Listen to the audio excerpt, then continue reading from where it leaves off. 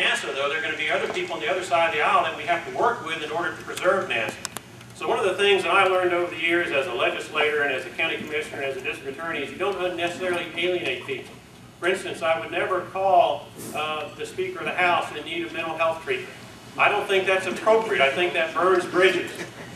What I think we need to do is keep this on a professional level and vigorously advocate what we need to advocate, but at the same time, don't unnecessarily cast stones that are insulting to individuals that you're supposed to be working with. So with respect to NASA, we have to promote our views.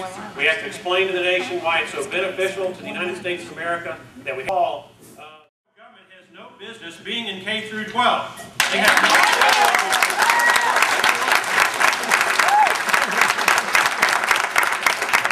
have no business passing a No Child Left Behind Act, and that was done by Republicans, and that's why we need people who will stick to their beliefs throughout, no matter whether it is a Republican president, or a Republican Congress, or a Democrat president, or a Democrat Congress.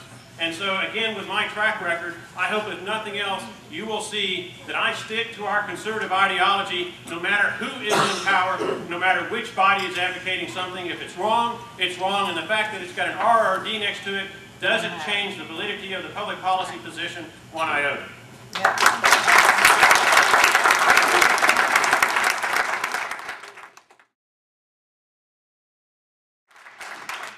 There's an old adage, whatever you tax, you get less of. So if you tax income less, you get more income. That's where we need to be. And I'll give you a couple examples of what we need to get rid of. Department of Energy. Hey.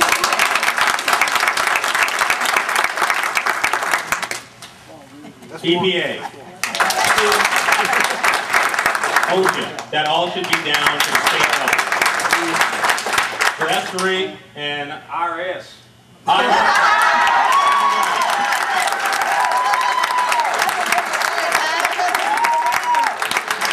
Qualified yet? To advance cap and trade so the Senate could kill it. What did that mean? Those of you who are familiar with politics understand that when we bring a bill to the floor, we can bring that bill to the floor for a vote.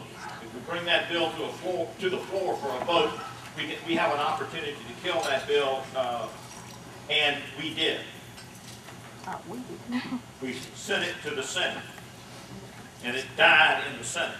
Now, the idea that trade on final passage, I don't know why you would position this and defer it to the Senate to try to kill it, but if you will speak to me afterwards, I can give you the House roll call vote wherein the incumbent congressman voted against the Republican substitute that had no tax increases in it, thereby preserving the cap and trade bill for a final passage vote. And that's part of the procedure. You know, there's a reason why 85% of the incumbents' votes were in favor of Nancy Pelosi's agenda. Not all of them are substantive, some of them are procedural, but in my experience, if you can kill something, you kill it any chance you get.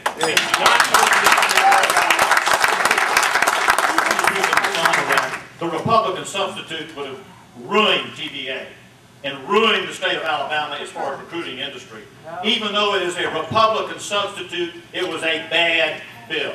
I voted against that, and I voted against cap and trade. What was it, TVA private? Public?